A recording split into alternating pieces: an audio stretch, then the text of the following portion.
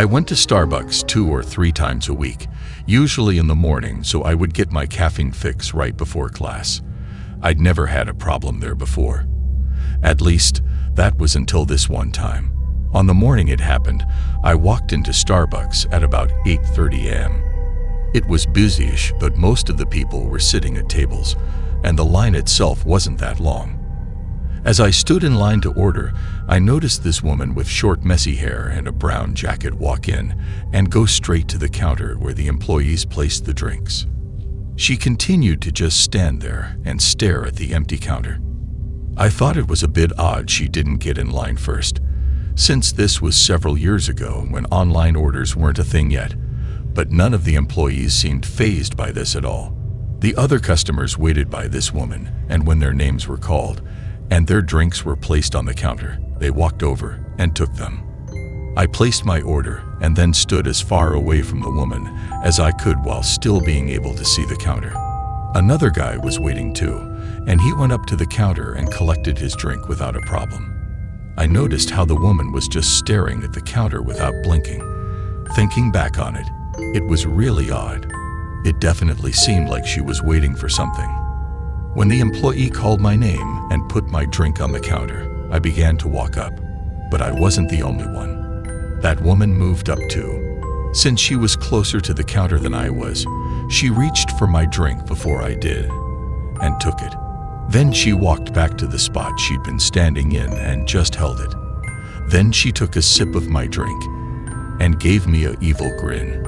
"Mum, just how I like it," she said. Was she referring to the drink or me? I didn't know what to say or do. I'm a pretty shy person, so I found the whole thing really awkward.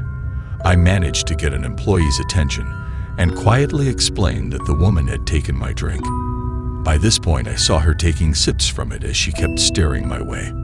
I'm not sure if she was looking at me or the counter, but there was a blank look in her eyes. The employee clearly didn't want to confront the woman either, so he nodded and said he'd remake my order. I waited closer to the counter this time, but with all the other people coming over and picking up their orders, I felt in the way, so I ended up taking a couple of steps back. As other people went up and got their orders, that woman remained where she was and stared at the counter as she sipped from my drink. When my name was called, I started to walk around another customer to get to it, but the woman stepped forward and, to my horror, grabbed my drink off the counter again. Then she moved back to the spot where she'd been standing and just stood there, a cup in each hand, as she silently stared at the counter. I was pretty mad about this, but as I said, I'm a shy person, so I just wanted to forget about it and leave. But the employee who'd seen what happened leaned across the counter and told me that he was going to sort this out. Then he walked around the counter and went over to the woman. I heard him politely explain to her that those weren't her drinks and that if she wanted one, she would have to line up and order.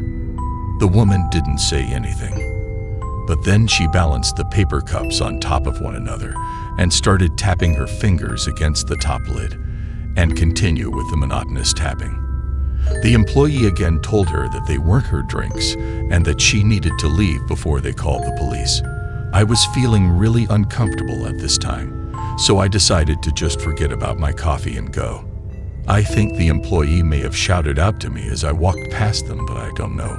I didn't stop walking until I reached the other end of the parking lot where I parked my car. When I did look back, what I saw really creeped me out. That woman was standing outside of Starbucks with both of the coffees balanced in her hand. She was staring straight at me as she tapped her fingers against the lid. I walked away as quickly as I could, and thankfully, she didn't follow me or anything. I never went to that Starbucks again. To this day, I still don't know why that woman went in there with no intention of ordering anything and why she decided to prey on me.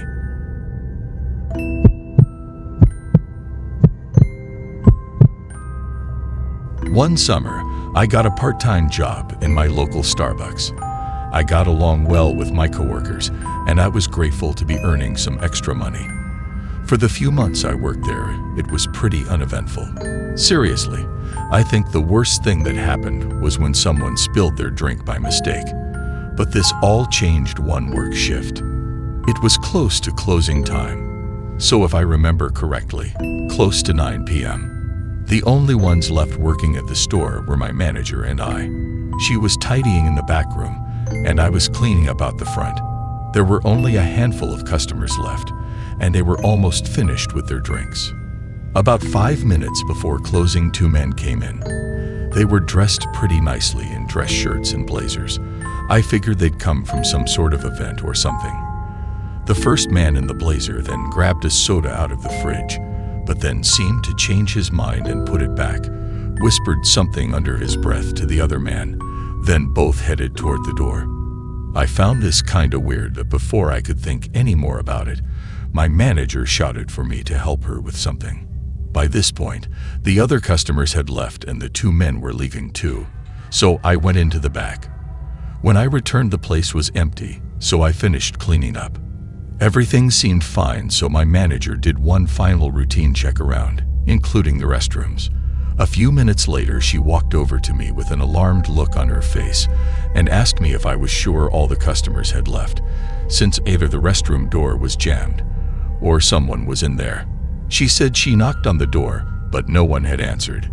I told her the only ones I could think of were the well-dressed men, but the last I saw, they were heading toward the door. We obviously didn't want to lock up with people trapped in the restroom, so I walked over to the restroom with her, and we knocked on it and asked if everyone was okay in there, since we were about to close up. There was silence at first, but then we heard someone cough. Now we knew someone was definitely in there. Again, we knocked loudly and announced that we were closing up and that they'd have to leave. There were a few seconds of silence.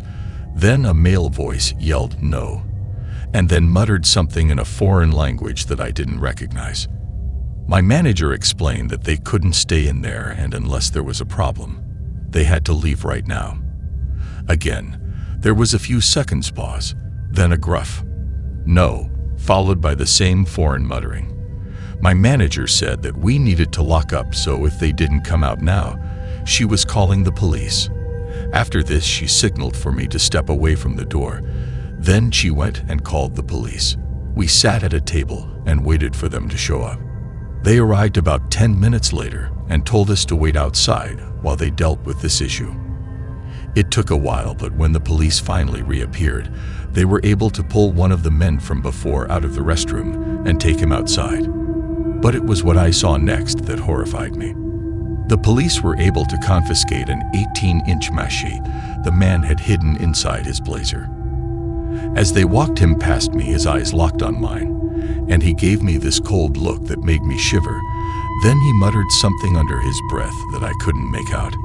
I saw him look out past the store window and across the road. I swear I saw the other man he'd been with standing there. I told the police, but when they looked, the other man had vanished. The man was taken in for questioning, but last I heard, he was never charged and was free to go that same day. I just don't understand why he hid in the restroom that night. If he'd been locked in all night, then what did he plan on doing, especially with a machete? Thinking about what horrible things he could have done with that machete to me or my manager kept me up at night for a very long time after that.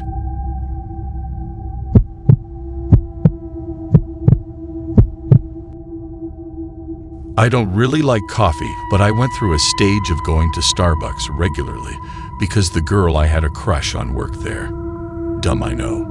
But I never thought it would take such a dark turn. The girl I liked, we'll call her Nina. We'd gone to high school together, but I never dared to ask her out. Then, one day at work, when my boss stuck me on a coffee run, I saw Nina working there. Before I even realized what was happening, Starbucks became part of my daily routine. I'd go in there each lunch break in the hopes of seeing Nina. She was always really sweet and friendly and seemed happy to see me. Then one day, things got creepy. I went in there on my lunch break, as usual. It was pretty busy, and I noticed Nina behind the counter, but she was making coffee and hadn't noticed me. I was walking toward the back of the line when I heard my name being called. I have a fairly common name, so I thought it was for someone else, but then I heard my name being shouted again. I looked over at the drink collection counter, and one of the employees was holding a takeout drink cup and looking straight at me. He was trying to get my attention and again called my name while looking directly at me. I awkwardly walked over there and explained that I hadn't ordered my drinks yet. The guy smiled at me and said it was all taken care of. Confused, I thanked him, took the cup, and left. I assumed it must have been from Nina, and although I was stoked about this, I was also disappointed I didn't get to properly thank her. I walked back taking small sips of my drink. It was only when I went to throw it in the trash that I noticed black writing on the bottom of the cup. It was a number, and above it, it said, "Text me." Believing this was Nina's number, that evening, I messaged her and she replied straight away. The conversation flowered, and we seemed to get along really well. I was texting her the next day, and she was telling me she was bored at work. I said I'd call in on my way to work to see her, but she got really defensive and was adamant that I shouldn't go in there.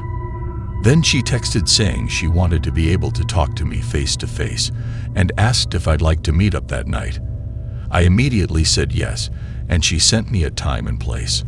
I couldn't wait to meet up with her, but I was also really nervous. I was annoying my roommate so much with my nervous pacing around that he ended up asking me what was going on. When I told him all about Nina and said I was going to get an Uber to meet her, he insisted on driving me there. So I took him up on his offer. About 20 minutes into the drive, we seemed to pass a lot of empty fields and very few houses. It seemed really strange that Nina would want to meet me somewhere so off the grid. When we reached the address, it was this rundown trailer surrounded by weeds and junk. My friend asked me if I was sure I had the right address, and I told him I did. Something did seem off about this, so I tried calling Nina, but it went straight to voicemail. I was about to send her a text saying I was outside when my phone beeped. It was from Nina, telling me she saw me and to come inside. The light in the trailer came on, and I saw the door open, and someone was there looking over at us. My friend told me there was no way he was letting me go in there, and before I could step out of the car, he started driving away. I didn't really know what to say. I didn't want to let Nina down, but I also had so many red flag warnings about going inside that trailer.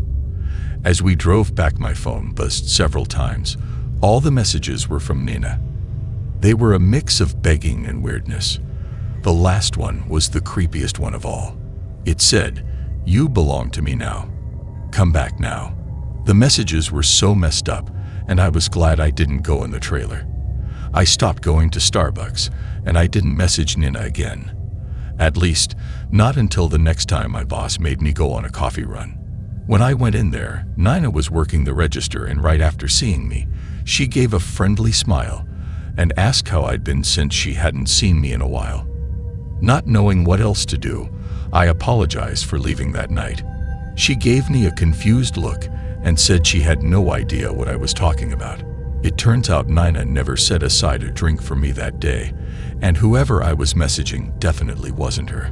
I mentioned the employee who'd called my name and given me the coffee, and Nina's covered her mouth in shock. It turns out he'd been fired for harassing customers. I hadn't been messaging Nina at all.